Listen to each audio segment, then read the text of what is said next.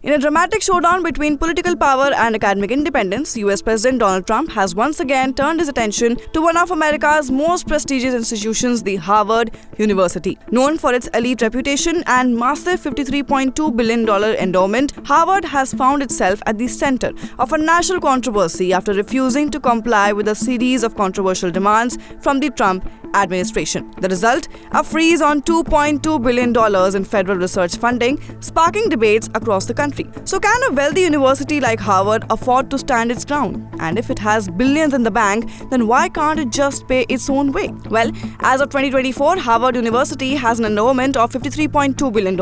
This amount is larger than the entire GDP of almost 100 countries. Despite this massive wealth, Harvard is facing financial pressure after the Trump administration froze $2.2 billion in federal grants. The Trump administration announced the freeze after Harvard refused to follow certain demands. These demands included checking the political views of its students and limiting international students who don't align with American values. Harvard strongly disagreed, saying that doing so would violate its independence and constitutional rights. On its official X account, Harvard stated that it would not let the federal government take control of a private university. But now a question arises that why can't Harvard use its own endowment money?